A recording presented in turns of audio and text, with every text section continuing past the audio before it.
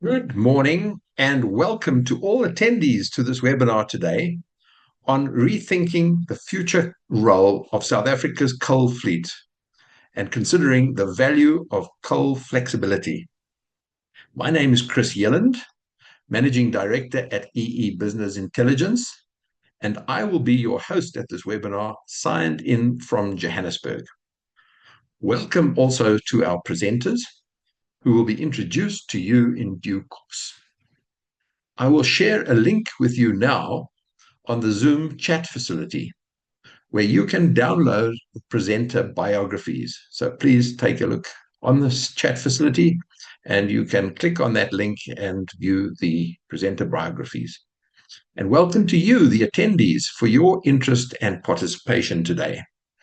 This webinar is hosted by EE Business Intelligence, and I'd like to acknowledge and thank the Meridian Economics team for their valued support and input to this webinar, and for the great work they do in this field.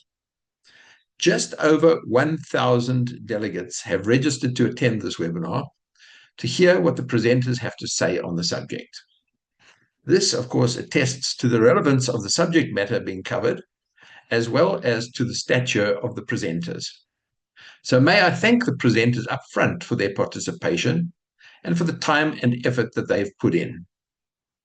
Please do note that this webinar is being recorded, and links to view the webinar on demand and to download all the presentations will be made available tomorrow morning at about 9 o'clock to all those who registered to attend, and it'll also be shared publicly. The program for the day has been widely circulated. However, there has been a last-minute change to the presenter running order, although no change has been made to the presenters or the overall length of the webinar from 10 a.m. to 1 p.m. today. So I will share a link now to download the latest updated program and the presenter running order on the Zoom chat facility. So please, again, take a look at the chat facility. In terms of this program, we'll have some opening words of introduction by Dr. Javier Steyn, followed by a joint presentation by Dr. Peter Klein and Dr. Emily Tyler. There will then be a 10-minute comfort break, followed by a further presentation by Dr. Emily Tyler. Finally, there will be a 20-minute Q&A session, followed by some words and thanks and closure then at 1 p.m. While the presentations are in progress, please do send your questions on the Zoom Q&A text facility, not on the chat facility, on the Q&A text facility. You may also put up your hands to ask questions verbally. Colleagues, we have Dr. Javier Steyn, the MD of Meridian Economics, with us now to give some opening words and provide some background and context to this webinar. So I'm not going to steal his thunder and preempt what he's going to say. However, I will say that the subject of this webinar, and in fact the presentation that you're going to hear today, is based on a research report that has been worked on and completed by our main presenters, Dr. Peter Klein and Dr. Emily Tyler of Meridian Economics. And full details of this presentation will be shared with you now on the Zoom chat facility. So please, again, take a look at the chat facility. The link is there. You click on it and download the report. So without further ado, I'm going to now introduce Dr. Javier Steyn. Javier is the founding partner and managing director at Meridian Economics, specializing in infrastructure regulation, policy, and restructuring. He combines high-level strategic insight with strong economic and financial analytical skills and takes an interest in the economic and institutional complexities of developing infrastructure. And he appreciates the challenge of aligning stakeholder perspectives of investors, financiers, service users, policymakers, and regulators.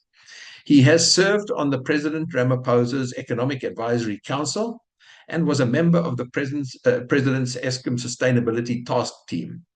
Javier has a Master of Engineering in Energy Studies and a PhD in Economics, So over to you, Javier, and we look forward to your contextualization of what this webinar is all about. Thank you very much, Chris. So my job is really just to make a few comments about how we got to do this work, and thank you very much to everybody that is joining us here today. We've been looking forward to presenting this work to broader stakeholders. So basically, over the last couple of years, we've all been watching and thinking about the future of our power system. Of course, over the last few years, the proposals and policy developments around the JET-P program was very important, which of course is essentially about a just energy transition, which includes also essentially the ambition to ensure that South Africa decarbonizes at a rate that meets its nationally determined contribution.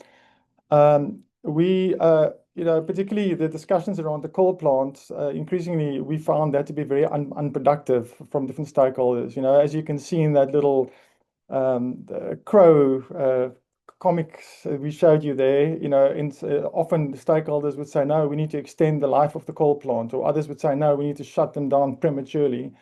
And we just find these kind of obviously stylized positions to be not productive and not a useful way to think about how we actually go forward, what the future pathway is for a coal plant, given the enormous complexity of the many issues that are involved in the decision. So what we kind of thought is, isn't there a better way to think about this? And that's what we started. We wanted to dig a bit deeper into that question. So of course, what we're now seeing with the coal plant is that the operations of the coal plant is relatively inflexible. We have very old stations.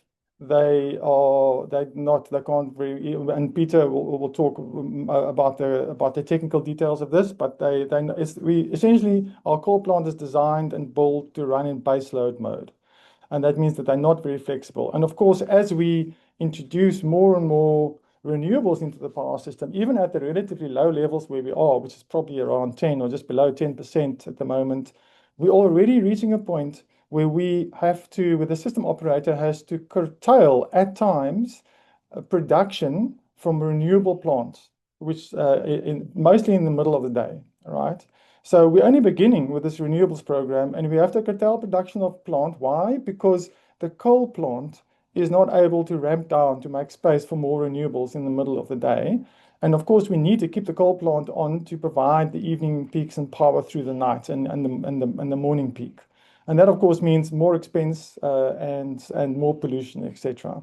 So we already are in a situation where we need more flexible, dispatchable capacity on the power system to accommodate the variable generation that we get from renewables. Now, in other countries, there's some really interesting international examples where power systems that have a significant amount of coal plant in them have actually succeeded in substantially increasing the flexibility of the operation of their coal plant. And there are many different ways in which you can operate coal plant flexibly. And again, my colleagues will talk a bit about that a bit later on. So this is definitely something that is doable and that plays an important role as you transition to a future with more renewables on the power system. Yes, in many ways, Eskom actually already does operate the plant to some extent in flexible ways.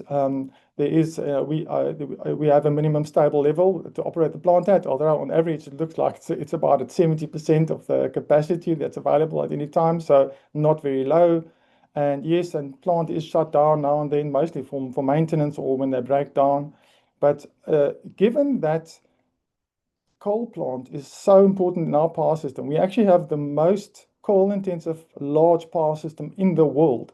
This question about the flexible operation of our coal plant as we increase the renewables becomes really important, right?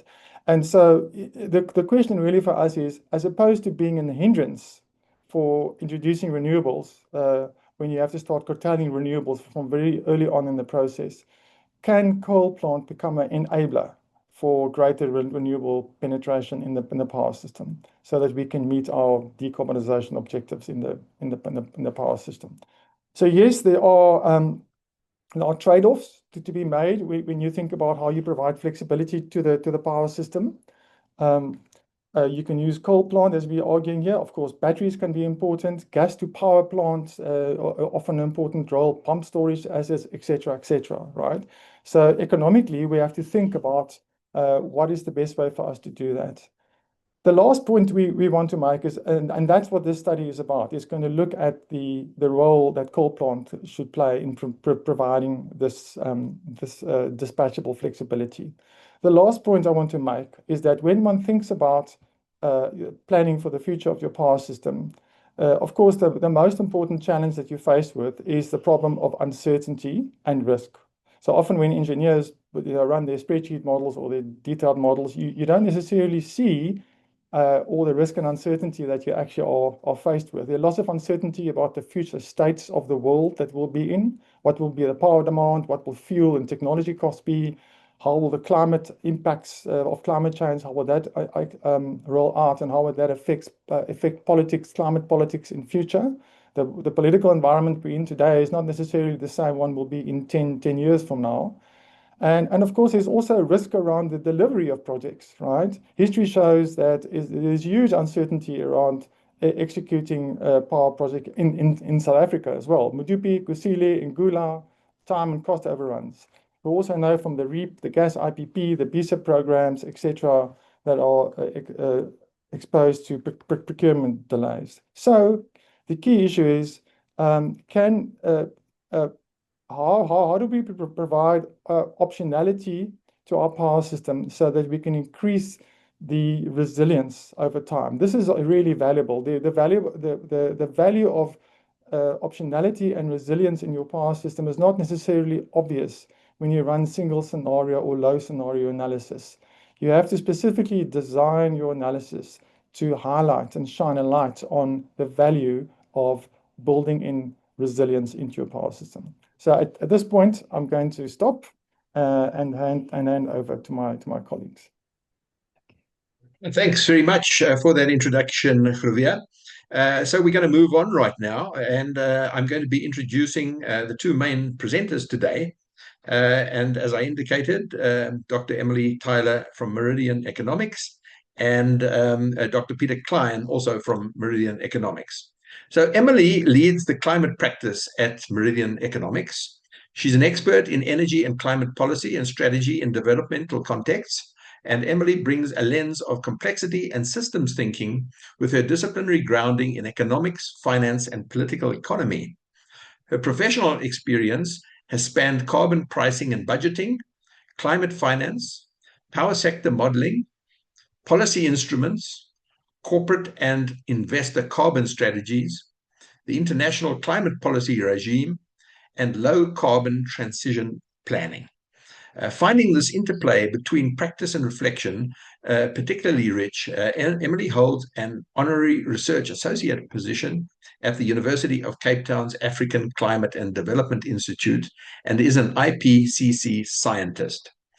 Dr. Peter Klein, on the other hand, is an experienced energy systems analyst with over 16 years of experience in energy modeling.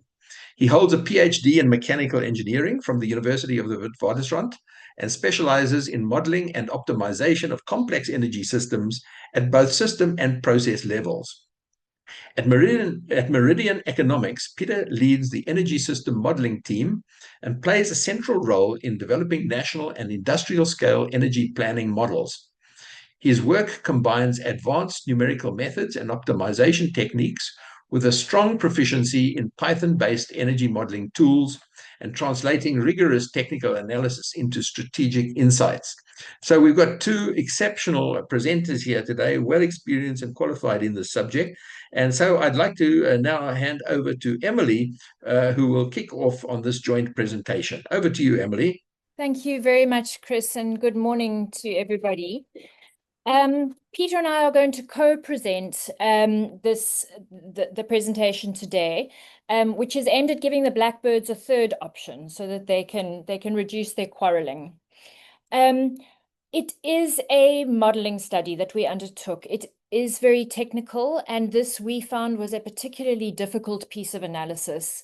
So whilst we tried really hard to make it as accessible as possible, it does require, we just want to prime you, it does require a bit of focus.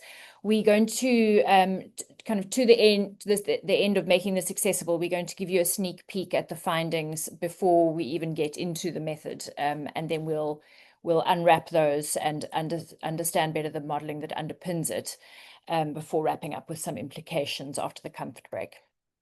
Right, so few can deny, as Javier was speaking to as well, that there's disruptive change in the global power sector, which is driven by this very rapid decline that we've experienced in renewable and battery costs.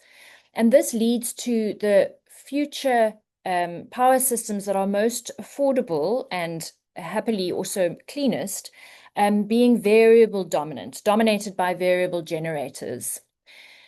This is a fundamentally different type of power system to the baseload dominated type of power system we've had and relied on in the past, globally a lot, but especially in South Africa. So in these variable dominant systems, flexibility is gold. It's very, very valuable. And the question that we're really asking is what this means for our baseload assets that we have a lot of, particularly in the form of the coal fleet. The mechanism of, sorry, Peter, if we can just go back one. The mechanism that drives the value of this flexibility and the questions that we're asking is depicted in a very stylized way in the two graphs at the bottom of the slide. So on the left-hand side, you've got a stylized system with inflexible coal. The coal must run all the time. And what this means is when you have a peak of renewable generation in a particularly high radiation summer or a strong windy patch for a couple of weeks, you will then be unable to use all of that renewable energy, which is free at that point in time, the cost of generating it. So you lose it, you have to curtail it. And this is just a snapshot in time. It just shows one moment. This will happen on and off daily and also every month and every year as the penetration of renewables increases. So then moving to the right-hand side, this stylized system, which has then fully flexible coal, it's unlikely we'd get such a level of flexibility, but with fully flexible coal, when there is a lot of renewables available, the coal can reduce its operation, which means you don't pay the costs of the coal fuel and you're able to use all of the clean renewable energy. This is what results in the more affordable system. Thanks.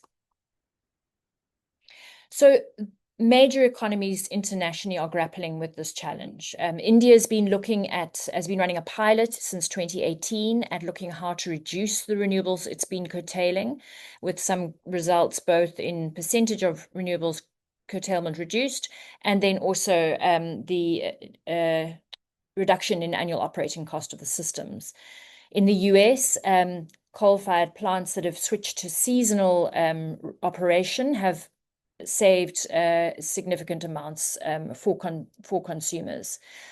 Australia is experimenting with two shifting, meaning that the power plant runs on and off twice a day, and it's trialing doing this more of this, specifically to provide the support to the rooftop PV to enable it to be accommodated within the grid. China has achieved a 30% reduction in renewables curtailment since 2018, and it's now making flexibility retrofits on more than 300 gigawatts of existing coal since 2021. So this is a real issue that is being experienced internationally and that systems are grappling with. So in South Africa, in our particular context, our starting point for the study was identifying that coal flexibilization can offer a number of possible benefits. There's the one that we've spoken to around power system cost reduction. There's also the potential for attracting increased fixed capital investment. The renewables sector has attracted has been the driver of capital investment in the country in the last 5 years, and this is not. There is more to come from this. Running the coal flexibly means we're using existing assets to be flexible rather than having to build new assets.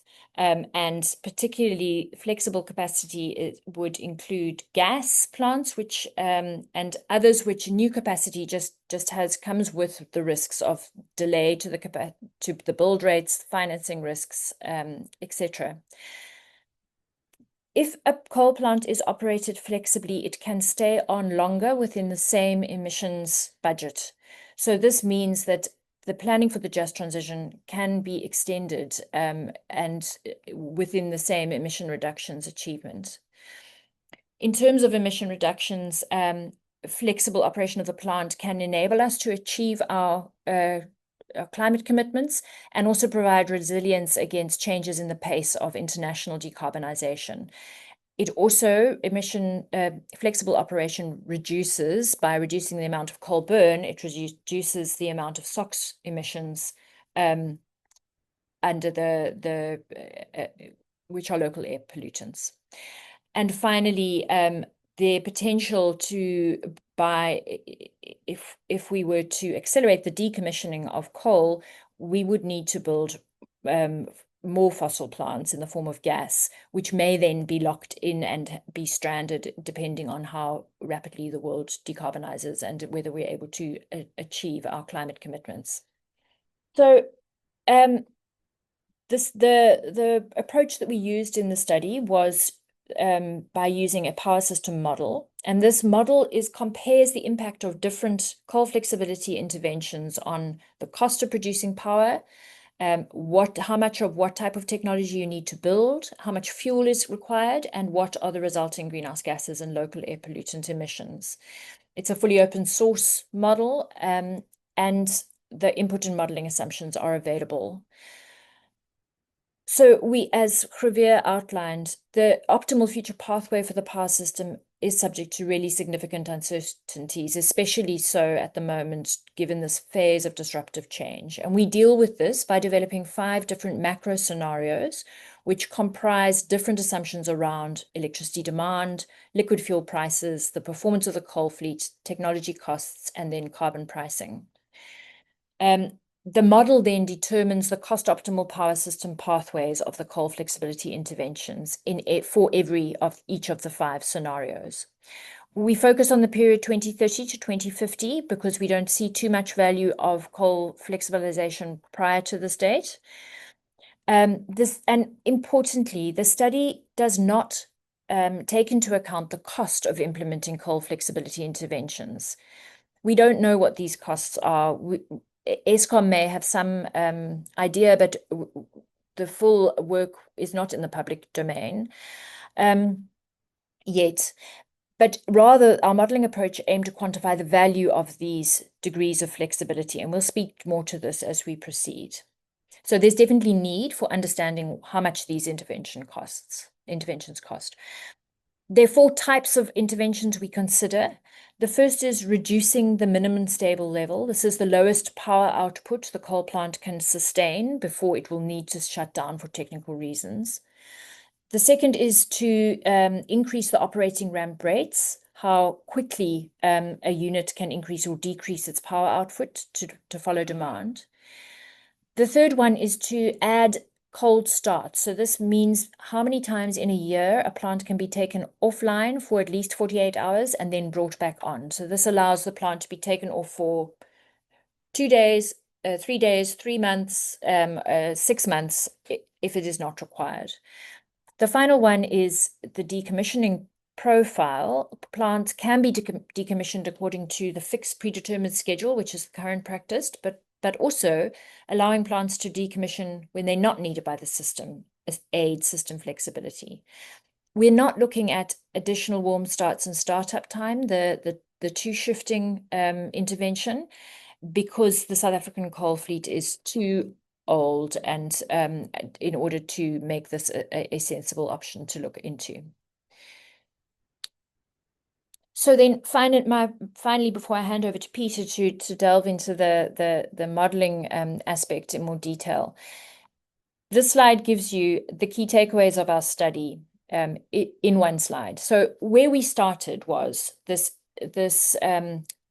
idea or the observation that internationally global power systems are changing. That flexible coal also provides a more gradual transition for our coal-dependent areas, which is a key policy challenge we face at the moment and practical challenge.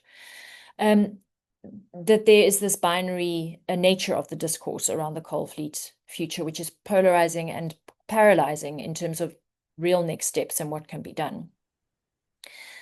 We find from the modeling study many things, but we can sum the four main findings as follows. Operating the coal plant flexibly is found to be a low regret option when it's tested against the full range of future uncertainties. So all the different combinations of the things that are uncertain in the future rolled up into the 5 macro scenarios. The operating the coal plant flexibly presents us with resilience across all these future scenarios. The flexible coal can achieve domestic climate commitments. It can help reduce local air pollutants, and we'll talk more about that later. And it is resilient to how fast the world imposes things like carbon border tax adjustments upon us. Because it is flexible, it enables us to respond. It assists them, but it does not resolve the local air quality issues. And importantly, the significant majority of the flexibility benefits are achieved just by allowing the plant to turn off for the summer months when there is less demand on the system and more renewables power available. So the implications of this then is that these options are available immediately and should be considered. They should be investigated for feasibility, particularly the enabling of seasonal shutdowns. More work is definitely required to resolve the local air quality challenge. I'm now going to hand over to Peter, who's going to take us through the methods and the findings of the modeling study. Thanks, Emily. So it's my pleasure to take you through the modeling that we did and the associated findings. I think as Emily discussed, communicating these findings we did find quite challenging because there's many aspects and many moving parts, but we will do our best to get through it. So essentially, as Emily stated, we start with a power system model, and essentially there are 2 sets of input assumptions that go into this model. So the first set are what we term the sort of macro techno-economic assumptions, and those are linked to our global scenarios that we talk about, which are essentially future different worlds that we might land up in. In each of those future worlds, we then essentially test different levels of coal flexibility to determine the value of that flexibility in that world. And we refer to these as flexibility cases. So for each model run that we do, we put these assumptions into the model, and essentially what we get out of it is the least cost capacity expansion plan. So that the resulting modeling outcome is essentially saying, for a given set of input assumptions, this is what the least cost energy mix would look like over time. And from that modeling, we are then able to extract really 2 key metrics. So the first is what we term the annual cost. And this is really the sum of annualized investment, O&M, fuel, carbon taxes across all technologies that are used to supply demand over time. We can also get an understanding of the emissions trajectories, and these are really 2 of the key metrics that we follow. In order to determine the value of the flexibility, what we essentially do is we take an inflexible reference case that we run through the model, and then we test different levels of flexibility against that reference case to see what the associated savings and impact would be. So in terms of our 5 global scenarios that we defined, these range from what we term a fragmented world, where essentially there's decarbonisation stalls and sort of there's higher levels of fossil fuel in the energy system, then through an uncooperative world to our central scenario, which is essentially our best estimate of the global input assumptions. And then we have scenarios that test more ambitious levels of decarbonisation. So we've got a decarbonisation imperative and a net zero at all costs. And only really these two global scenarios are the ones that would be possibly aligned with South Africa's long-term Paris commitments. In terms of the input assumptions, we define ranges on all the key input assumptions that we put into the model. And that's what you see here. And the solid line within each of the ranges is our central best estimate scenario. So what we see on the demand side, our upper demand curve is based on the RP moderate scenario. Our central is based on the RP low scenario. And then we have a slightly lower demand growth in our low. Our fuel pricing is linked to projections from the US EIA, from the annual energy outlook for Brent crude pricing into the future. And we use that to determine local LNG and diesel pricing. In terms of carbon pricing, this is one of the most critical input assumptions to the modeling that we do, and especially the impact that it has on the coal fleet. So the upper bound of our range is aligned to the IEA announced pledges scenario, and for the category of middle income countries that have a net zero target. Our lower bound is then based on really lower income countries in the IEA modeling, like Somalia, and it's a much lower bound. And our central scenario is then an average of the two. It's important to point out that from a carbon pricing perspective, even our upper bound is relatively conservative. And in the IEA modeling, there's scenarios where for the net zero worlds that the carbon prices would be even higher than what we are showing here. In terms of investment in technologies, we have continued learning rates on wind and solar PV, and that's what you see on the bottom left-hand side. And very interesting is our learning rates on battery storage. So we are continually updating our battery learning curves because we find that the technology costs are dropping so quickly. And the x-axis that you see here is COD years. So this very steep part of the curve is projects that have already essentially moving towards financial close. And what's very interesting is to overlay the cost range of combustion turbines, whether it's OCGT or CCGT turbines. And we see that batteries are now reaching the point where they're cheaper than combustion turbines for capacity reasons as well. So we see the model essentially not only building battery storage for energy arbitrage, where it's moving energy around, but we also increasingly see battery storage deployed in a sort of a context of providing capacity support to the system. So very briefly, our scenarios then are unique combinations of these different assumptions. And just to highlight, sort of in the fragmented world, demand remains low economic growth. There's a low carbon tax, high technology and fuel pricing, and there is not a lot of space for maintenance on the coal fleet because it's running at higher levels. So we have a lower coal fleet EAF. In contrast, on the sort of net zero world, we're looking at high demand growth, and that's coupled with increasing electrification of different sectors, high carbon pricing, low fuel prices due to oversupply in the market, low technology costs, and more space for coal maintenance, so a higher coal fleet EAF. In terms of the decommissioning profile, our fixed decommissioning profile is essentially aligned with the IRP 2024-25 draft that was submitted to NEDLAC.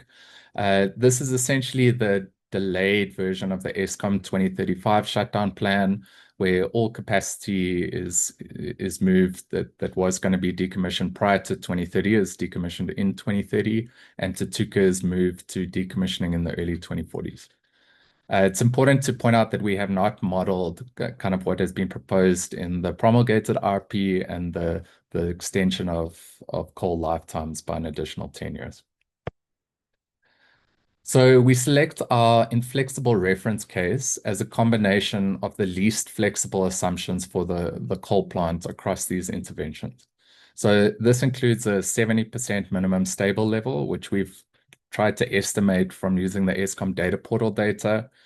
We assume that ramping can only take place at 50% of nameplate capacity, and we use the fixed decommissioning schedule that I've just shown. The critical assumption here is that we assume that there are no additional cold starts allowed to the model. And essentially what this does is force the coal plant into a must-run condition. So any capacity that is available must run at least the minimum stable level. And we find, essentially, as Kravia pointed to earlier, that the discourse has become increasingly polarized around accelerating and delaying decommissioning. And we think it's primarily because of this implicit assumption that the coal must always be at a must-run level. So therefore, capacity that's not decommissioned will result in significant emissions increase. What is obviously critical is to get institutional structures and aspects like the vesting contracts to make sure that we give stations the correct signals and they're incentivized to act economically rationally within the power system. On the WhatsApp group, the NG WhatsApp group, an example is recently shared around a Michigan RP that they conducted the entire planning, but they forced all utility generators to be at must-run conditions, and that essentially was a much more expensive solution and crowded out more renewable energy. What we do in terms of the interventions, so various combinations of these assumptions give us about 48 different cases in terms of flexibility. And what we started with is looking at our central scenario assumptions. And what we found was that many of the combinations result in similar outcomes from a power system perspective. So what we decided to do is simplify the analysis down to 6 core cases that span the range of impacts of flexibility. And we tested this with both fixed and optimized decommissioning strategies.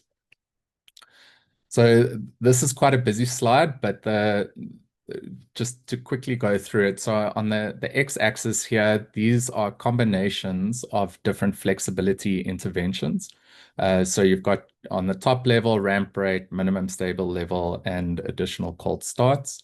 We use this term discounted savings versus inflexible. That's really the avoided cost compared to the completely inflexible case. So the inflexible reference case is the bar that is at 0, because that's the reference on the left-hand side. And then as you move to the right-hand side, you can see the avoided cost or the savings relative to the inflexible case by different degrees of flexibility. And what's very interesting to see immediately from the outset is we didn't find a huge variation in savings with ramp rate. So that essentially there was a little bit more savings when the minimum stable level was very low. But we found that essentially the optimal use of significant battery storage in the model allowed the optimization to essentially mitigate low ramp rates on the coal. In terms of minimum stable level, if the coal is under must-run conditions, so if we're looking the bars on the left-hand side, as we increase or decrease minimum stable level, increase its flexibility, we do see that there are increasing savings when the coal is in must-run. But what's most startling is the sudden jump that you get once you start allowing one additional cold start per year. And this is really the impact of relaxing the must-run condition on the coal, and you can start to take it offline for extended periods when it's economic to do so. So what we do out of these 48 scenarios is we have then selected our 6 that we then take further into the analysis around the different impacting different global worlds.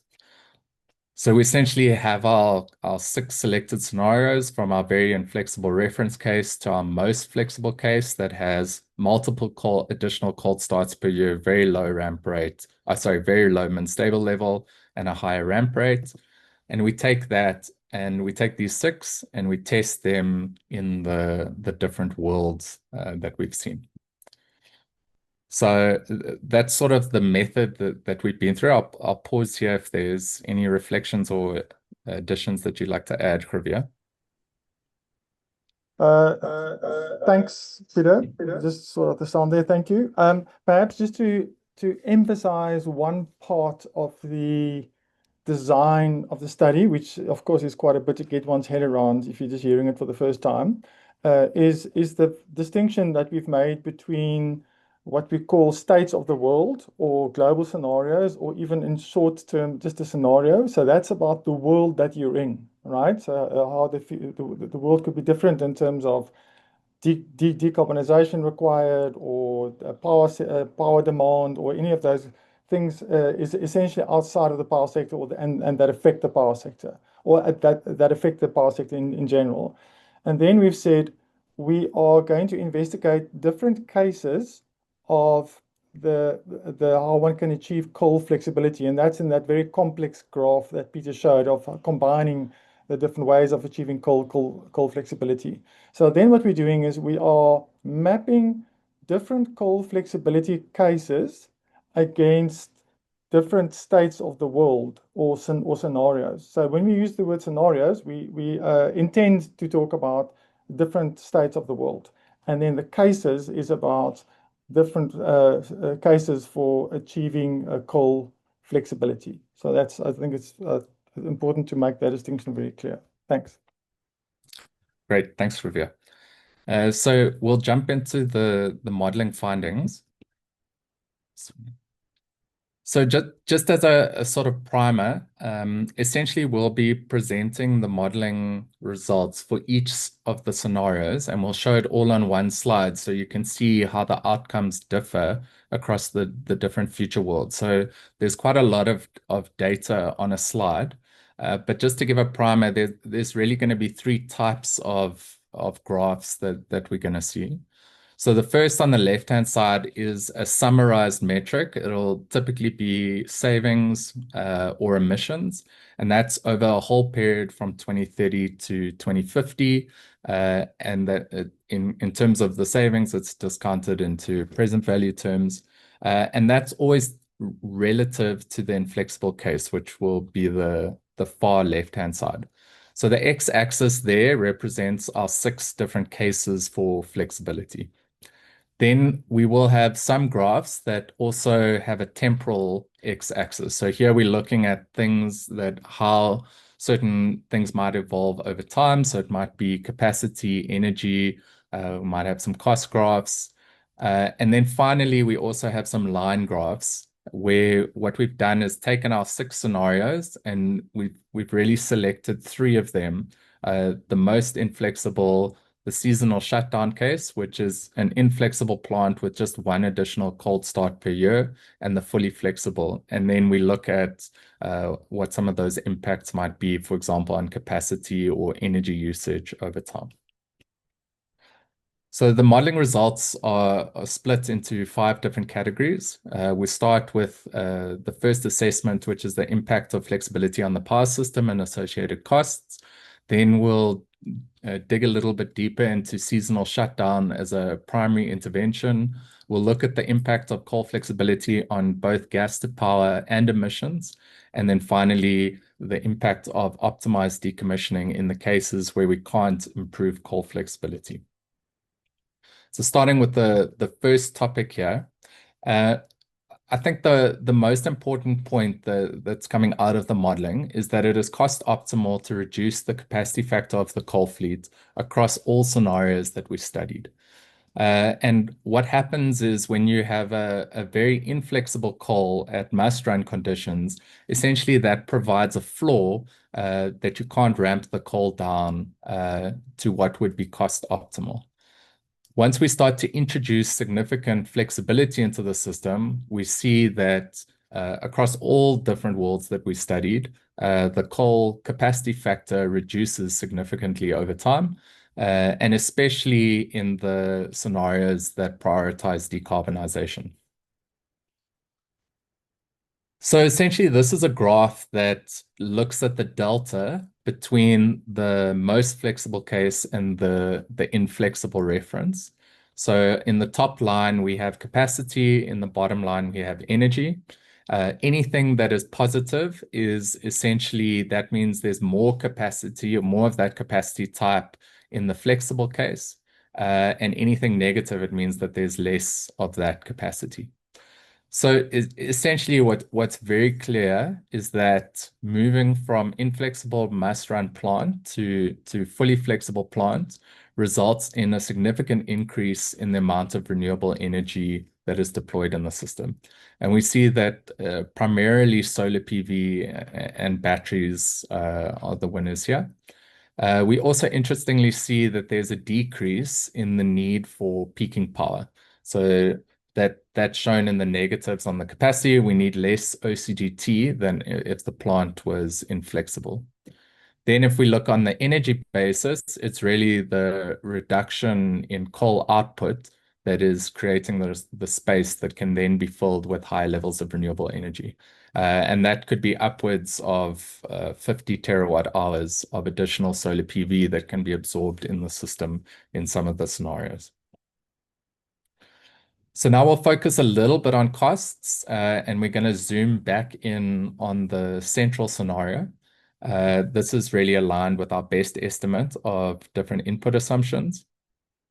So we start here with, this is basically a summary of the annual system costs and how they evolve over time. And so we see that coal is the sort of in the kind of short to medium term is the highest cost on the system, and then we start to increase as we start to increase more and more investments in renewable energy. That becomes the more dominant contribution to annual cost. What is particularly interesting is looking at the height of the coal bars, which are this kind of dark gray color, is that despite starting to decommission significant capacity post 2030, those bars are not going down significantly. And really, this is the impact of much higher carbon pricing coming in over time. So although we've got much less coal in the system, we are having to then replace that, or the coal that is running then has a much higher dispatch cost. In terms of why the overall cost is increasing over time, these scenarios all have demand growth in it. So that is the primary driver of this sort of increase that you see in cost. But also as we decommission fully amortized coal plant and replace that with new capacity, even at least cost, that does add to system costs over time. And there's a slight increase in real system power costs over time. If we now look at the flexible cost stack, so what's immediately obvious is that the height of the bar, so the total annual system cost is lower, and that's across the years. And really the biggest difference is the height of the coal bar. So if we put that in the form of a waterfall chart, so if we focus on the 2040 example, so we see that the highest saving is this is now comparing the flexible case to the inflexible case. We see you get your biggest saving on reducing your coal dispatch costs. You also save further as you come down that waterfall. You save on combined cycle and open cycle gas turbine costs. And then you incur more costs in the flexible scenarios in terms of higher investment in solar PV and battery storage. And that takes you to a position ultimately of a net saving, which is then the difference in height between the two bars. It's important to point out that by 2040, under our assumed carbon pricing scenarios, in this case, in the central scenario, more than half of the dispatch cost of coal is now coming from carbon pricing. So the high carbon intensity of the coal and essentially the carbon pricing is really what drives system costs up when you have an inflexible coal plant. But it's also important to point out that the height of the net saving is quite close to the height of the carbon price. So even if you had a carbon price on your dispatch, but there were proper mechanisms to recycle that revenue, your overall system costs would not be significantly higher, but you would have had significant savings in CO2 emissions. So now we're going to go back to our global scenario. So we're looking at this graph, which we've seen before, where the The discounted savings range anywhere between 50 billion and 200 billion rand between the inflexible and moving up to the fully flexible case. And now we want to see how does that compare across the different worlds. So now we are going to look at the outcomes across all 5 of the different worlds. And really what we see is that the coal is a low regret economic option against all global scenarios. So there are savings in all the worlds that we looked at. Obviously, further work is still required to understand the cost impacts. But really, it's a key advantage that if the coal can be flexible, it's a huge hedge against future uncertainty in that you have a coal plant that can respond to any of these 5 worlds that we land up in. And if we land up in a future where there's significant pressure on carbon pricing, investing in coal flexibility can protect us against those future worlds. What's also very interesting to look at is what we're terming the seasonal shutdown. So that's the bar that's highlighted there in orange. So this is just allowing one additional cold start. It's not changing the minimum stable level. We set the ramp rate at design, but it doesn't make much difference if it's at 50% or 150% on ramp rate. So essentially, it's the coal fleet as we see it at the moment, but it is not under must-run conditions. And we see that that's anywhere between 50 and up to 91% of the savings that we see. So it shows how hugely important it is that we relax the constraints on the coal to be must-run. We put the right institutional and technical structures in place for us to achieve that. And what's really interesting is when you look in the net zero cases, making significant interventions in, for example, lowering the minimum stable level doesn't actually, from an overall cost perspective, make a big difference because the coal is not running for, it's really running for a very short period there. The capacity factors on an annual level are really low, and that results in sort of limited opportunity for that to make an impact. So this is just a summary of those key findings. I think we've gone through them, but ultimately, global scenarios, investing in flexibility provides significant protection against different worlds where carbon pricing will increase. It creates more space for renewable energy generation, and it is really a potential option in terms of dealing with these power sector uncertainties. So now just digging a little bit deeper into seasonal shutdown as the primary intervention. What we're looking at here is essentially the emissions intensity across now these 3 interventions. So on the left-hand side, we have the inflexible must-run coal.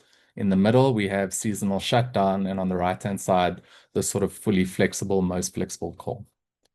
Each one of the different colored lines is related to the global scenario that we find ourselves in. So it's immediately striking that on the inflexible case, you can see that those different global worlds, the emissions intensities are very close to each other. So it's just demonstrating how the coal is unable to respond despite significant increases in carbon pricing and, for example, the net zero at all costs. What's then very interesting is how similar the seasonal shutdown and most flexible scenarios look like, especially from an emissions perspective.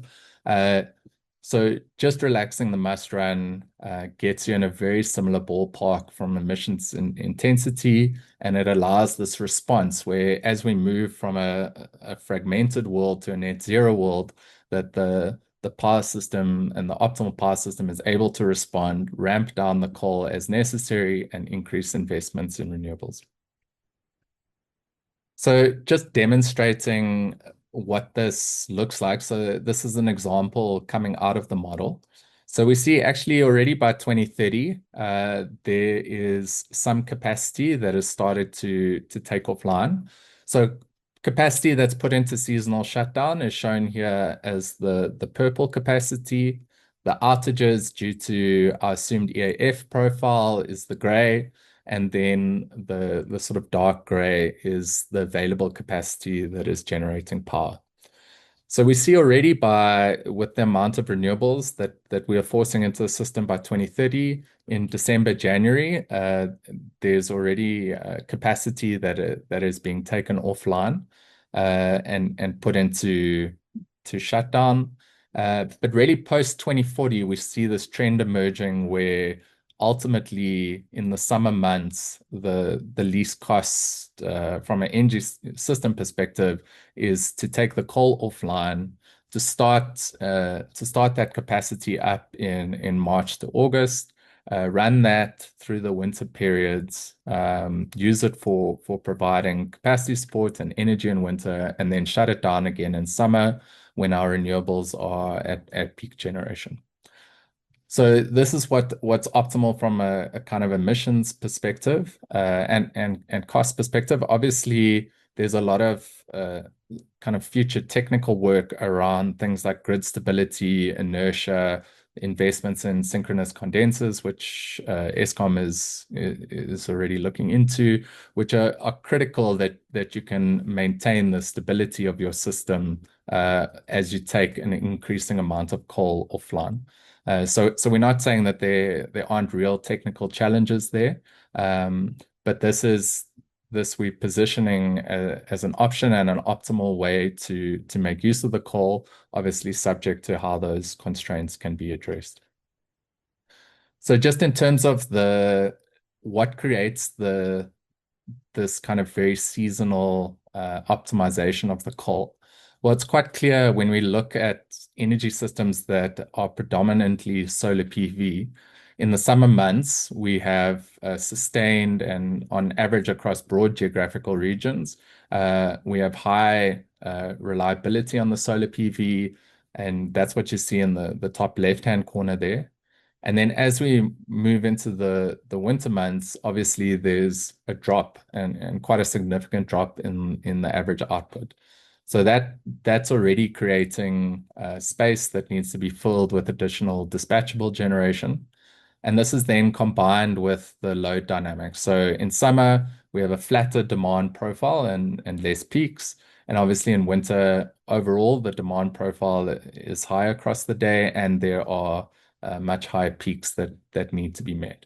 So this combination of reduced solar output and higher peaks that need to be met in terms of demand creates space that needs to be filled by dispatchable generation. But in summer, the combinations of high levels of solar plus battery storage increasingly play an important role. And if the coal cannot respond by taking its capacity down enough, essentially that starts to crowd out the renewables and lead to high levels of curtailment. So the finding here is just that essentially this one additional cold start and doing seasonal storage where we increasingly take off coal plant capacity in summer is one of the primary findings. And we're very interested to hear from Eskom essentially what the cost implication of doing this is. Obviously, the plants have to be maintained in a state that they can be brought back online quickly. But in terms of investments compared to changing the ramp rate or lowering the minimum stable level, we would expect that this is the potential to be one of the more cost-effective flexibility interventions. So now a sort of hot topic is obviously the role of gas to power in the power sector, especially with the promulgation of the IRP coming out. So what we see here is, so we've got 3 lines in each of these charts. So the dark green line is our most flexible case. The orange line is the seasonal shutdown, and the red is the inflexible case.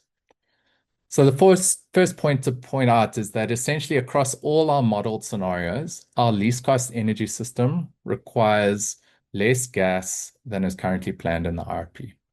So when you see that's essentially this dashed red line, this is a 6 gigawatt CCGT running at a 50% capacity factor.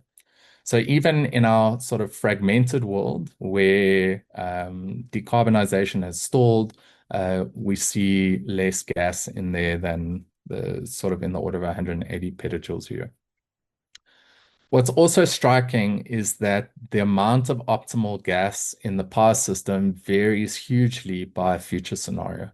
And this just brings back this point about risk, that if you make investments based on assumptions for the fragmented world and you overinvest in gas capacity now, but in 10 or 20 years' time, you're landing up in huge pressure on decarbonisation and net zero worlds, there's a very real risk of stranded assets and overinvesting in your gas infrastructure. So while coal flexibility gave you the sort of ability to respond across different worlds, gas, there's certainly a risk that you can overinvest and then have basically too much gas in your system. What's also interesting to note is that the seasonal storage requires a slight increase in gas capacity relative to the fully inflexible coal.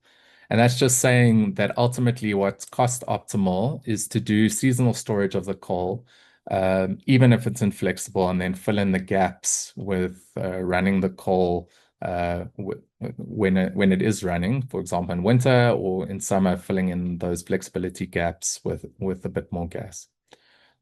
What's very interesting is that when we look at the full flexibility case, so this is where we've made particularly investments in lowering the minimum stable level and doing more than just one cold start per year, so up to 12 cold starts per year. So still not two shifting and cycling every day, but we see that we can significantly reduce or the optimal outcome is significantly lower amount of gas in the system.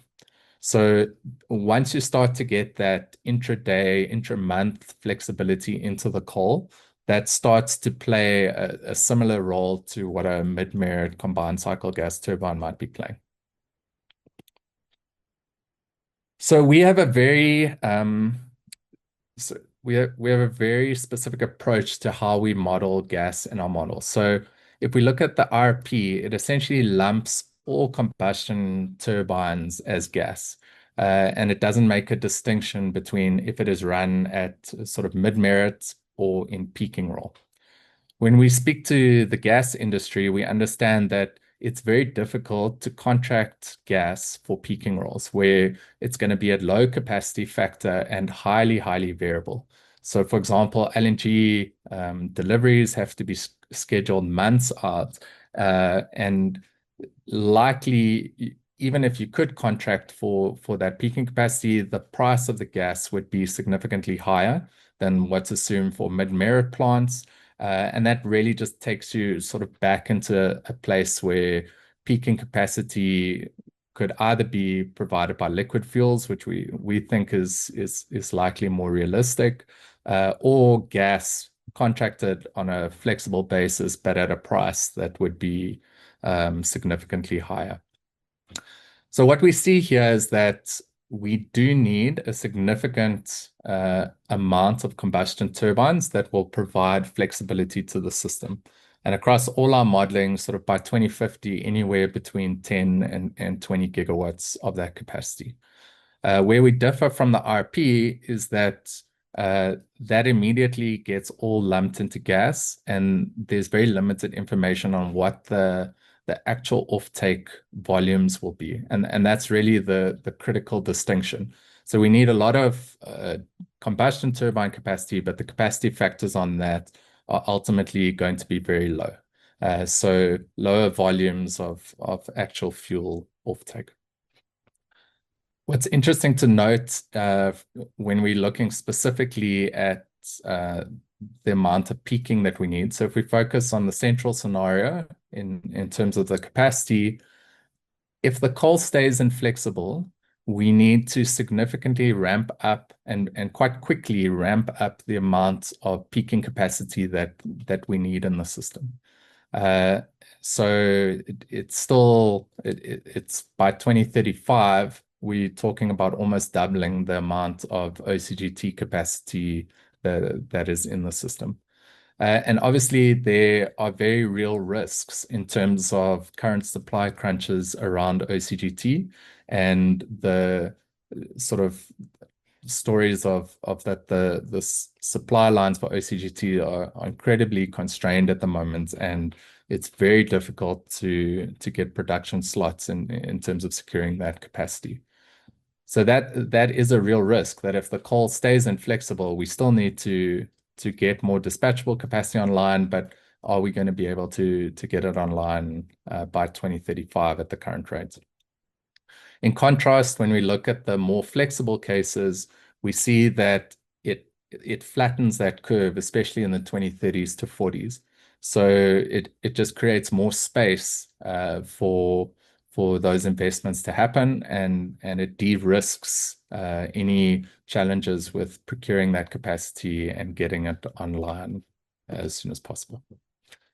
So just a summary here, essentially across all our scenarios, the cost optimal amount of mid-merit gas was lower than what has been proposed in the RP, but we do need significant peaking capacity.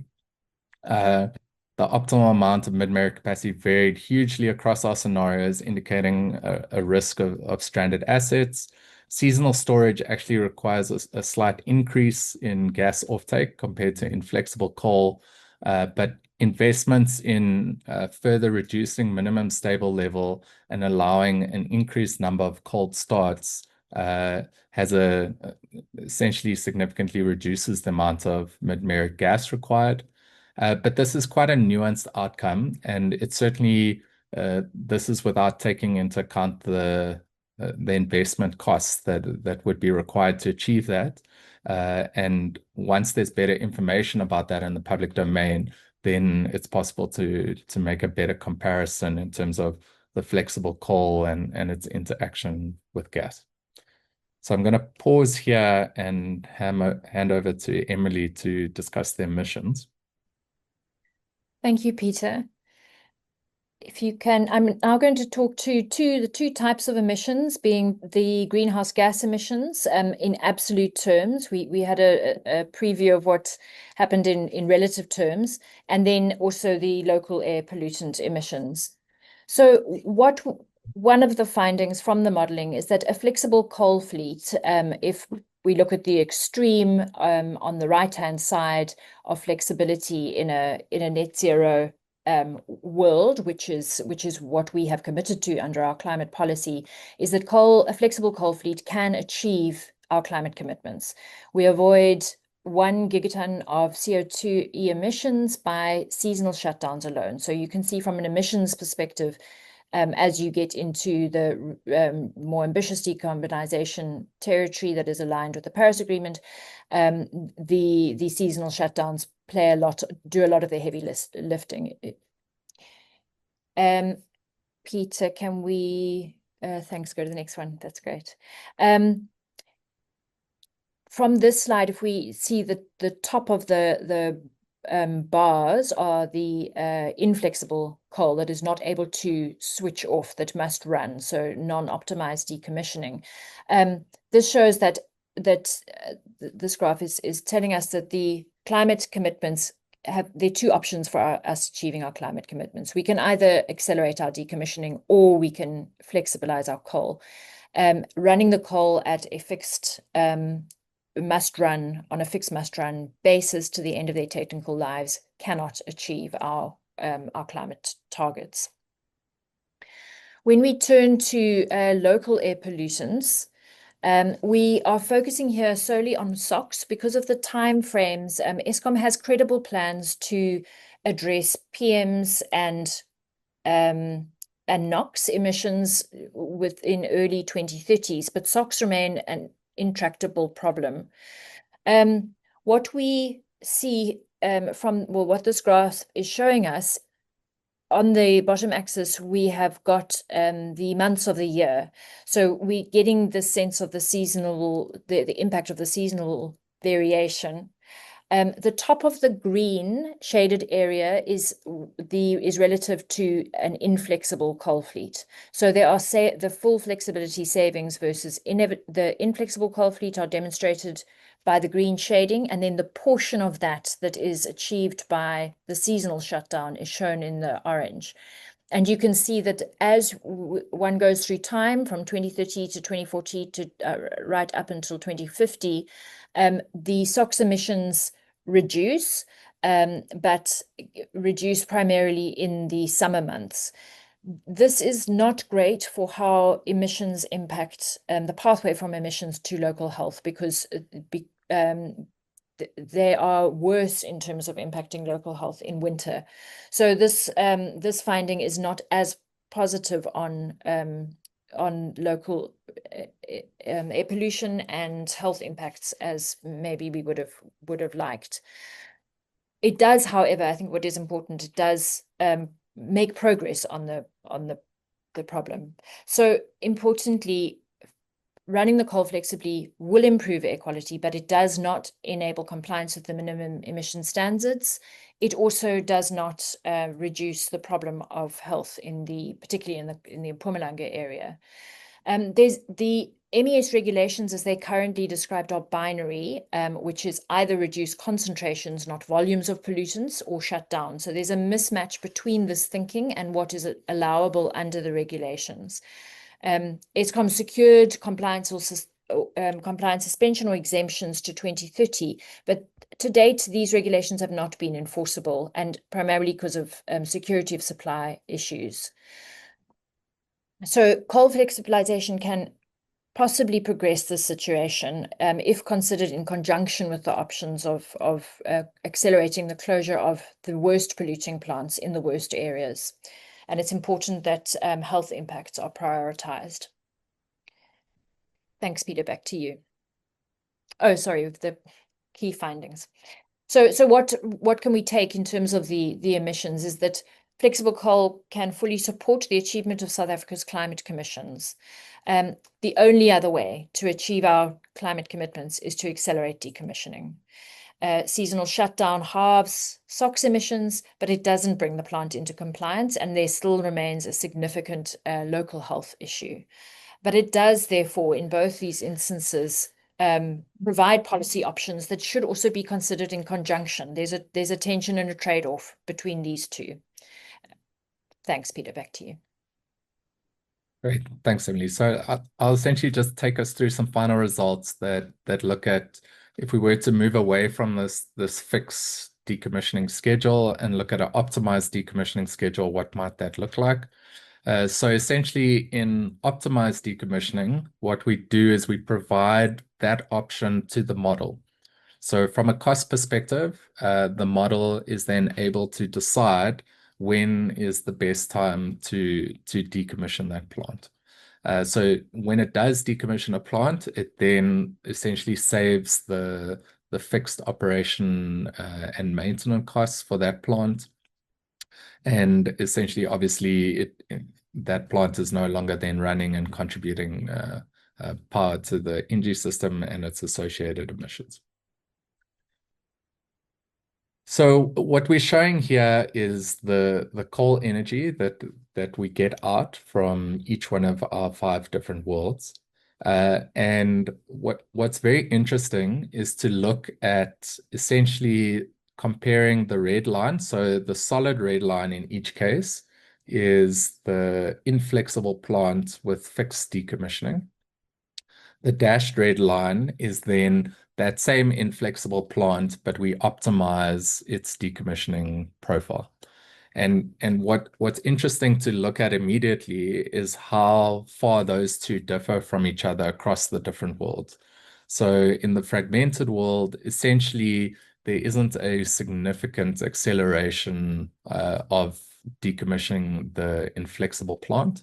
And then as we move across to the central scenario and beyond, essentially by 2040 or 2045, you are fully decommissioning the inflexible coal plant. So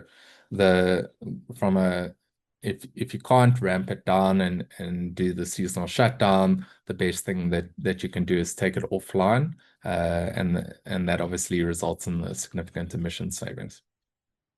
What's then very interesting is to compare the energy that comes out of the coal plant, in this case where we've accelerated its decommissioning, to the cases where actually we kept the fixed decommissioning schedule, but we made investments in flexibility. And whilst it is slightly lower in the kind of very ambitious decarbonisation scenarios, generally we see that the outcome is quite similar. So it just leads back to this kind of trade-off where essentially you're either looking at, if we want to meet our climate commitments, we're either looking at accelerating the decommissioning if there's no pathway to make the coal flexible, or current decommissioning plans. As I say, we haven't tested the extended decommissioning proposal, but under the current delayed Eskom shutdown plan, if you invest in flexibility, you can get back to similar outcomes while keeping that plant online. And obviously, it's running longer. It allows for a smoother transition over time from a just energy transition perspective.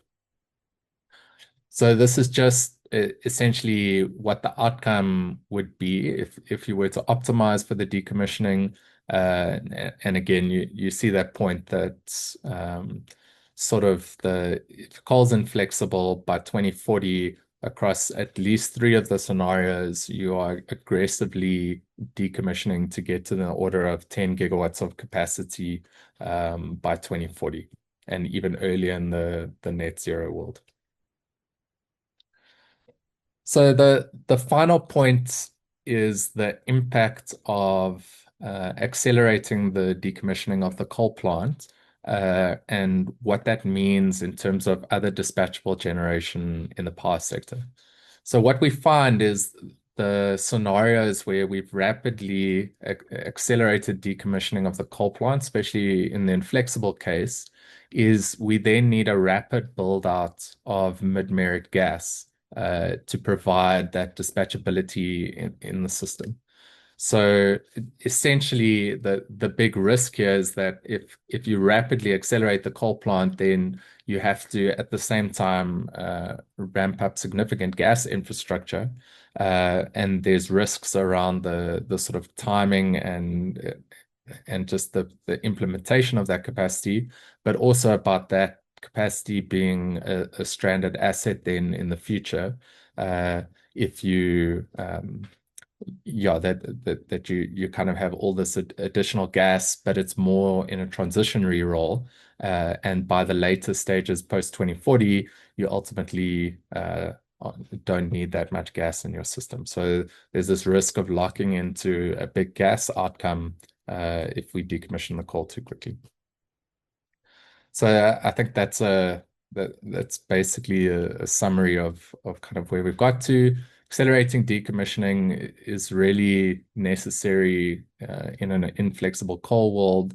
It has its own challenges in terms of requiring much more gas to be brought into the system, but it does have advantages, possibly in terms of local air quality, that you might get better local air quality than what you would see with the pure seasonal shutdown. Thanks, Ravi. I'll pause here if you have any reflections you'd like to add before the break. Thank you, Peter and Emily, for very thorough presentations of very complex work. I think what I'll do is just highlight 3 key concepts that I got out of this analysis that I think is very useful for thinking about the way forward. The first, if you think about the coal question from a climate and local air quality point of view, and these 2 crows that we were talking about, that having this kind of locked in argument about whether you should accelerate decommissioning or extend the life of the plant. The key issue about coal plant is that what matters for climate and for air quality is not when you close the plant so much as how much coal you burn, right? And of course, the point is that using the coal more flexibly does result in lower coal burn, and you demonstrated in the results that does actually achieve, we can also comply with our climate obligations simply by allowing the coal to be operated in a more flexible way. So that's a very important key insight for me. Then what I also get out of this analysis is that in terms of obtaining the flexibility that the system needs as we increase the renewables on the system, there is a direct trade-off between making the coal plant more flexible versus a future where we build out big gas, where we build lots of gas import infrastructure and build gas plant and of course import the fuel and forex. So there's this huge trade-off between these two pathways forward. Do we do it? Do we achieve a lot of our flexibility requirements through more flexible coal plant, or do we achieve it with a big gas future strategy? Then just thirdly, the last point I want to highlight is that just to emphasize the fact that against the context of the problem of risk and uncertainty about the future, that if we can flexibilize the coal plant, make the coal plant more flexible in the way we operate it, it of course provides us, what you've demonstrated is that it provides us with a very important hedge or against uncertainty and resilience to survive in different possible future worlds. And to be explicit about that, it is not just about can we cope with different futures with respect to what the effective carbon pricing will be, whether it's a CBAM or a carbon tax. Not just about that. Flexible coal plant also provides us with a very important hedge against liquid fuel costs, whether you're importing or gas or liquid fuels. It provides us with a hedge against technology costs, particularly, of course, the cost of gas turbines that have gone through the roof. And it also helps us to hedge against uncertain future demand for power. Because the key point, of course, is that the coal plant already exists. It's there. There's no risk in terms of building the plant and executing and financing projects. The plant is already there, and we know the fuel is also there. So a very important hedging strategy for going into an uncertain future. Thank you. And now back to Chris. Yeah, thanks very much, Kruvia. It's been a long session, a lot of information shared.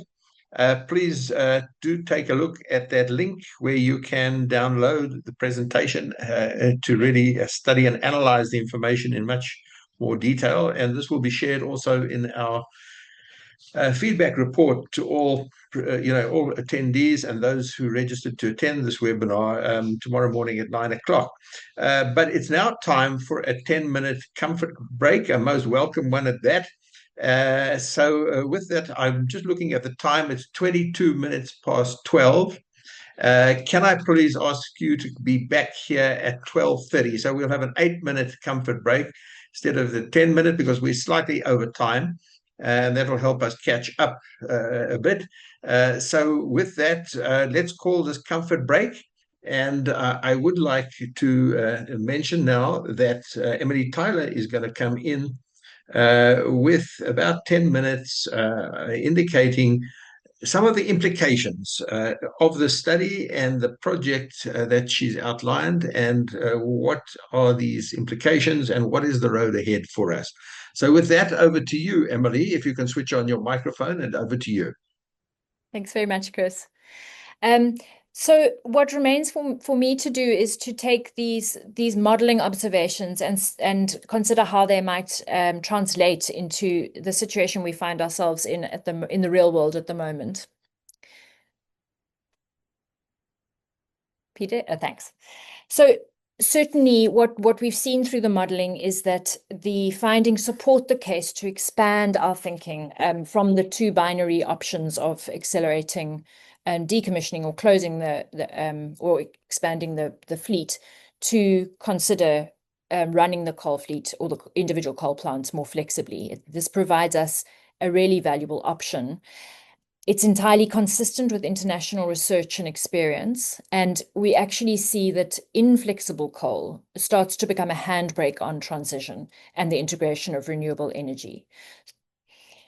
Whereas the flexible coal creates resilience, and it uses what we already have. We don't have to go into risky new builds. If we can go to the next one, Peter, thanks. So more specifically, in terms of our emissions decarbonisation commitments, we've seen from the study findings that a flexible coal fleet is fully capable of achieving South Africa's climate commitments, whereas an inflexible coal fleet cannot do this. An inflexible coal fleet also will incur heavy cost penalties if other countries increasingly impose carbon trade barriers and start implementing climate ambition more progressively than we've seen to date. So from the perspective of local air quality, sorry, that's not correct.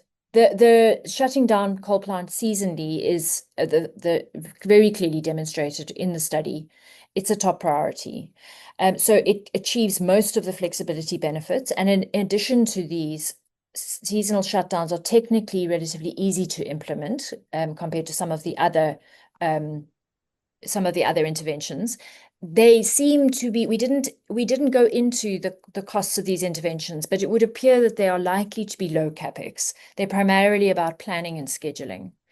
And then they also give the additional benefit of giving additional time for the coal plant to be maintained so that when they are called upon, they are reliable. So finally then, flexible coal offers South Africa valuable options which should be considered as a matter of priority. There are options that can start to be investigated and implemented immediately. They don't rely on longer term plans and schedules. Most importantly of this, we feel, is that there needs to be provision in the vesting contracts that are being developed between Eskom Generation and the CPA in the market reform process to have sufficient incentives for coal flexibilisation. If there are no incentives, then this is not going to be looked at and prioritised. Equally, there should be no barriers to the flexibilisation of coal inadvertently in the way that these vesting contracts are established. They are complex, and so this needs to be focused on, and this opportunity is right now as the vesting contracts are being developed. We know that Eskom's investigating the feasibility of flexible coal, and the findings from this study suggest that seasonal shutdown should be prioritised in these investigations.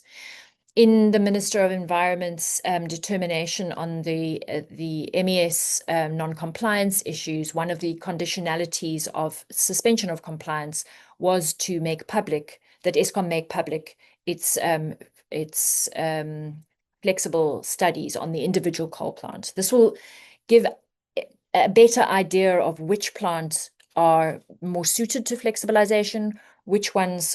And then this can also be considered against things like which ones are particularly high SOx emitters or are situated in areas where there will be a particularly high impact on people, and also considered against things such as cost of coal, lock-into coal contracts, performance of the particular plant. So one can take all of these combination of different considerations into account when considering how to run each of the coal plant or how to shut them down early if that is what is demanded by the system. It's important that this issue is considered by the PCC and the JETP from two perspectives. One being the implications of coal feasibility on just transition planning. We understand that the first Komati transition plan was done under a lot of time pressure, extending the life of or allowing coal to run flexibly with the same carbon emissions, but giving more time for just transition planning to occur and to occur in a adequate manner is valuable to those who are involved in this work. The second area that should be considered is in our discussion with the international partners around funding and what should be supported. There are very many synergies with the local air quality issues here, but also in how we incentivize the reductions of greenhouse gas emissions from these coal plants, and the options that they have to do so include flexible operation. And then just a final note, the politics do remain, though. There is an important glide path, and politics and practicalities. There's a very important glide path that needs to be established for the coal mines, and the implications for the coal power contracts would need to be investigated. So our study confirms that coal flexibility is something that is very valuable for South Africa to look into and to try to incentivize through its policy and regulatory and contractual arrangements and operations of the market that is being put into place in the electricity sector. There's lots more study that will be required into the costs of the individual options for flexibilizing the plant, which plants could be more usefully flexibilized, where the benefits are greater at individual plant. But there are also ways of incentivizing flexibilization that can do some of this work through the incentives that are established. And with that, I will hand over to you, Chris, to lead us into the Q&A. Thank you, everybody. Thank you, Emily, and much appreciated for that wrap up and the way forward.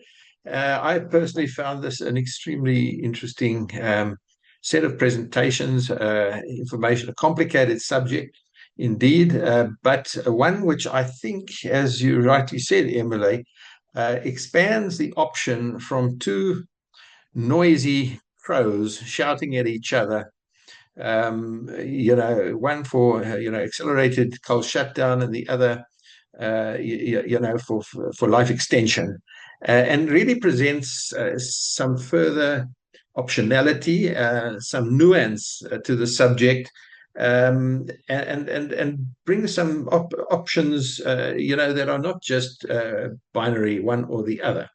And I think that is a problem with a lot of the discourse that takes place in the energy sector. So I personally think that this is a very important and valuable study that you've done. And I hope that the various stakeholders, including the people in government and the people who have been working on the IRP, will take it to heart. The IRP 25 was gazetted recently, and that doesn't mean to say it's the last word on the subject for the next 20 years. It's supposed to be a living document. It's supposed to be updated regularly, once a year or 2 years or so. And this gives us opportunity to consider this kind of research and adapt the IRP going forward to take into account these other options that are less based on the binary choices of these two noisy crows. So I would like to ask anybody who's got questions to put up their hands and ask them. I'm going to be watching this, but before we start, and while people are thinking about their questions and putting up their hands, I'd like to ask the question which I saw in the Q&A. Maybe it's been answered, and thank you so much for answering so many of the questions. Our presenters have been very helpful. But can I ask, how realistic is it?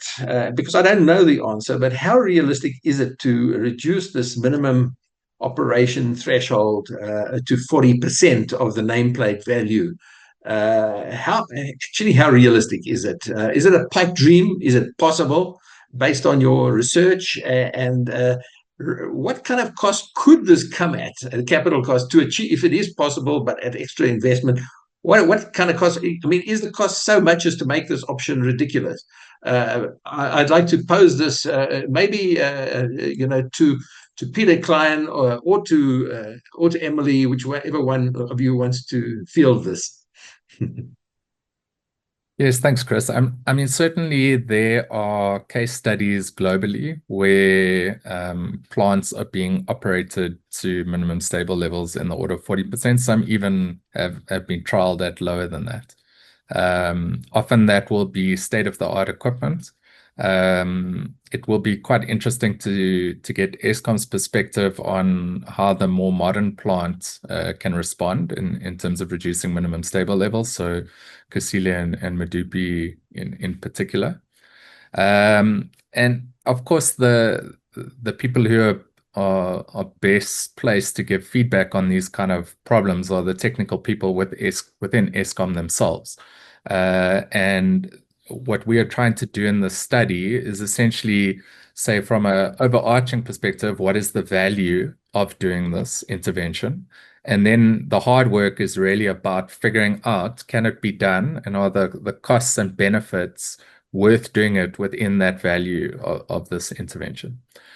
One of the tricky parts about lowering the minimum stable level is that as you ramp the plant down, essentially its efficiency goes down as well. So, and we've taken this into account in our modeling. So when the lower and lower you drop your plant, the less efficient it is, because you have a lot of standing losses that you incur, whether you're generating at 100% or at a very low efficiency. So that starts to offset some of the benefits, certainly, that you get with reducing minimum stable level. But we would pose the question to the technical teams at Eskom in terms of what is possible, and it obviously varies hugely across the different stations, I would say. Thank you for that. Look, I see hands up from David Serfontein. David, please switch on your microphone and ask your question. If I can ask, please, to keep the questions short and questions specifically to the panel, as opposed to long statements of your own personal views. Thank you. I hope that reprimand is not based on previous sins from my side, but in any case, Javier, I'd like to ask you, the statement each time is, if we want to keep to our climate change obligations, then we should do this. But when I listen to government ministers, very often they make utterances that sound, that comes from Donald Trump or whatever, CO2 is not a problem, coal is the thing to go, and so forth, and nuclear and so on. Is there if you take this study to our cabinet tomorrow and they look at it, it obviously makes sense. Do you have a feeling that they will adopt it as policy, or they will reject it for the reasons that I just stated? Thanks. Yeah, would you like to come in here, Javier? Yes, thanks, Chris. So just yes, I think people have different views, even though we think I think most people understand that the question around climate change has kind of scientifically been mostly resolved. But it is true that global politics goes through ebb and flows, and we're all aware that currently the politics is moving in one direction that's a bit different to where it was, say, five years ago. But I think what most people will agree with is that it's this question of uncertainty about the future, right? I think people that take science seriously knows that even though politics changes, the laws of physics haven't changed. And it's quite possible, it's highly likely, extremely likely, that the impact of climate change will continue as we emit more and the process unfolds, and that politics around the world will not be static, and that things could very plausibly be in a very different place 10 years from now. So even if you don't necessarily agree with that view, you have to agree that empirically, we were in that place just a few years ago, and there is very definitely plausible scenarios where even just from a political and international trade point of view, South Africa would be under pressure to decarbonize again and meet its nationally determined obligations. So just accepting that reality means that it is valuable to have in your power system, the way you've set yourself up, the ability to deal with these future contingencies or these future states of the world.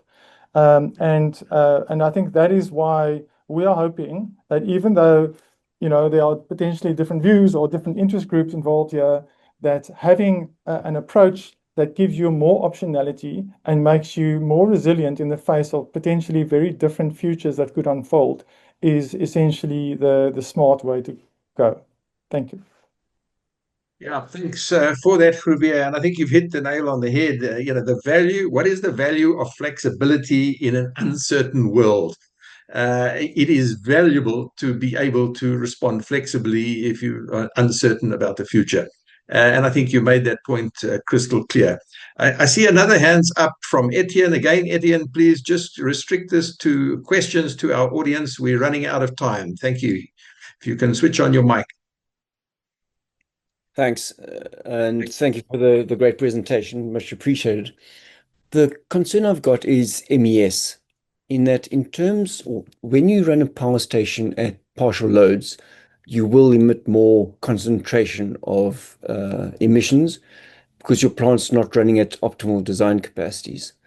So the concentration will be higher, and our MES regulations are based on concentration only. So unless our environmental regulations get amended, we're not going to be allowed legally to reduce capacities of our power plants. And it's the wrong thing to do. We need to, I mean, partial loads makes a lot of sense, but there needs to be an urgent reform of our environmental rules. Thanks. Yeah, I think good point, Etienne. And I'd like to put that to Emily if she would like to handle it. If not, pass the buck to somebody else, Emily. Thank you, Chris. Happy to handle it. The issue of local air pollution is a complex one, and Etienne has just alluded to one of the complexities within it. But certainly the binary nature of the current regulation is not helpful in opening up all the options that we possibly have available to us, which includes something like coal flexibilisation, or the ability to put a price on these pollutants that will actually be effective and help in getting the pollutants off the coal offline.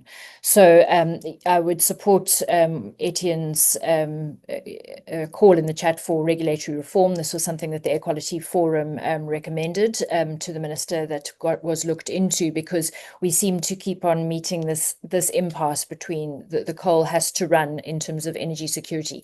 The underlying driver of that or conditions are changing as the system changes to one that where renewables can provide the bulk of the power, and so we need to accelerate the addition of renewables to the grid, and that's where coal flexibilisation plays a role. But this is definitely a tension. It's definitely not in any way acceptable that the communities around the coal plants are suffering in the way that they do because of the air pollution. So, but it's a very difficult balancing act that lies ahead, and this just provides another tool that can be considered in that balancing act. Thanks. Thanks very much for that, Emily. And I see Clyde Mellinson's hand is up. Clyde, again, keep it short and sweet, please. Questions only. At this stage, we're running short of time. Yeah, a quick, simple question, really. When you reduce capacity factors, you increase costs, the cost per kilowatt hour of whatever is producing.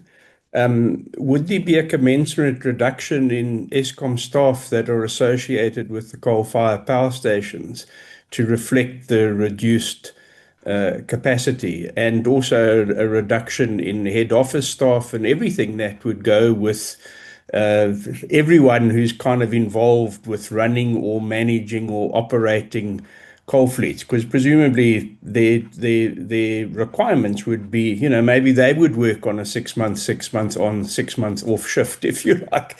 But, dropping production from something without dropping your so-called fixed costs, and just for the record, I don't regard coal as fixed costs, which Eskom seem to do. You have to reduce your overheads in order to make it practicable. And there'll normally be a pushback against that when you do your classic sort of cost economy of scale analysis. So I just wondered if you have any thoughts on that, or whether you would rather not express them here at this point. Thank you. Revere, how about this one for you? How do you cut staff costs, when you've got a contract of employment and very noisy unions who will, fight to keep their jobs? What do you say?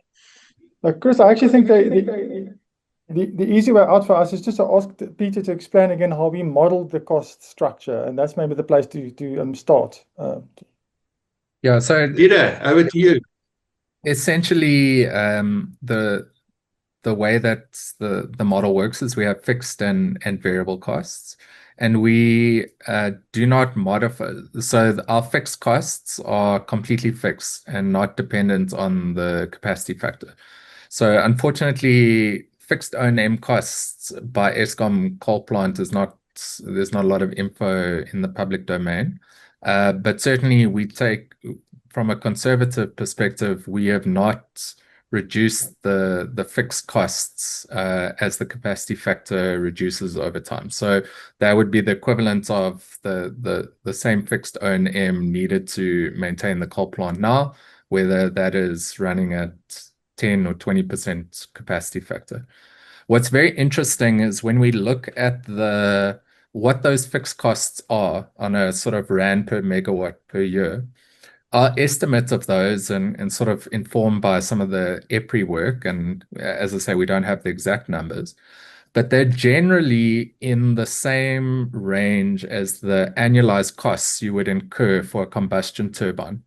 So if you were to buy a brand new diesel-fired OCGT, you would then pay your kind of capital recovery and fixed O&M on that. And that would be money going to Siemens, for example. But actually, from a rand per megawatt basis, if you can make sure that your coal plant is reliable enough, you can get that capacity from your coal plant while not necessarily significantly cutting your fixed O&M costs. Of course, the point is it has to be reliable, and when you need that capacity, you need that capacity. But hopefully at lower capacity factors, you create more space for maintenance, and the equipment can be ready to be called upon when needed.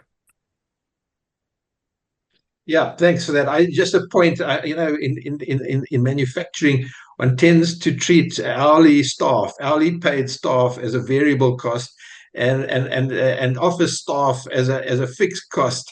I'm just wondering, does that come into your assumptions, or do you treat all staff costs, both hourly paid and monthly paid, as fixed costs? Just a quickie. Yeah, everything is treated as a fixed cost. So our variable costs are essentially true variable costs for fuel, variable O&M, and carbon tax. Thanks for that. I see Richard Worthington's hand is up. Richard, if you can please pose your question. Thanks, Chris. It's a two-part. Given that the IRP 2025 calls for a clean coal technology demonstration by 2030, do you think you guys could package this accordingly? And related to that, if you could maybe talk to the time frame within which some of this might be achieved, at least a demonstration at one plant, and because you talked about how this is a good risk mitigation for failure to deliver the CCGT by 2029 and 30 as envisaged. So do you see potential for early intervention in this regard to already start to provide a bit of risk mitigation within the, maybe by 2030, which is when there's so much that's suddenly supposed to be online from CCGT? Thank you. Yeah, thanks for that. Interesting one. And I'm fascinated. Is flexi coal that is being talked about today, is this one of the clean coal technology options that government is talking about? I don't think it is, but maybe it should be. But who wants to handle this? Anybody who wants to come in, just fire away. No takers, come on. I can jump in. I mean, Thanks. Anecdotally, we are hearing of Eskom occasionally taking capacity offline when there's overcapacity at the moment. So to a degree, what we're hearing from is that the system operator, probably to a limited degree, is already doing what we are proposing, probably on a smaller scale. So certainly interventions that require you to take coal offline when it's not needed are things that are possibly ongoing. We don't know, but can be started to trial quite quickly, probably. especially if the EAF stays up and we move into a kind of short-term period of oversupply. So that is probably the shortest route to implementing flexibility. Obviously, making actual operational and technical changes to change ramp rates and minimum stable level could require new investments in control systems, operational procedures, new capital equipment possibly, and those might be longer term, longer lead items, and possibly will be a lot more focused on some specific stations that are best suited to it. Chris, if I may just add we're now one going or to two. take our please come in, Javier. Come in. I'll be very quick. I think the key message here is that there is urgency. So this is not if we want to take this option seriously, and the reality is it's kind of already already an incipient development at this at Eskom, and they've done it in the past as well. Of course, we have the RTS plant that they preserved for a long time, many years in cold storage. So if we want to do this, it's very important that our leaders don't talk one line of policy where in reality our solutions lie in another direction. So I mean, I think it'll be very helpful if with our policymakers, if we can get to a conversation more explicitly about flexible coal plant. It's also an option that potentially aligns different stakeholders' interests a bit better than what some of the other options are that we're looking at. So in order to get the right behavior now, the right kind of investigations, the right investment studies, the right trial, etc., we need to get policymakers and executives to start talking and looking at this right now. Chris, can I add one thanks very much, last thing? Yes. Which is just to reiterate the importance of the vesting contracts, to make absolutely sure that this is not disincentivized and that it is incentivized, coal flexibilization is incentivized within the vesting contract structure. And that's something that must happen right now as these are being developed. Thanks. Well, ladies and gentlemen, I think we're going to make that the last question. I do know there are some further text questions, and I know that the team there, Adam Roth, you can see him there, is busy answering some of these questions. Thank you, Adam, for all the hard work you've put in. But I think this was a good note, that Javier made and Emily have made to bring this conversation to an end. Of course, it's not an end; it's a beginning. It's a beginning of the work that needs to be put in by our policymakers, by Eskom, and by modelers, other modelers and people who are involved with the integrated resource plan for electricity, as they work in the years ahead to have a country plan that is also flexible, that also gets updated regularly, that also takes into account these new nuanced options that we are seeing before us. So I'm sorry to those who have not had a chance to have their questions posed or answered, but I think we've answered a hell of a lot of them. And I want to, at this point, thank firstly our presenters for a very sterling job. That is Javier Steyn, Peter Klein, and Emily Tyler, and Adam Roth in the background there, who's been helping answering a lot of the text questions. It's really been a pleasure to engage with you today. Thanks, of course, to Meridian Economics, for this study that they've done. I think this is a very important kind of work for South Africa Incorporated, and really that Meridian should be commended for this kind of work that they do in the national interest.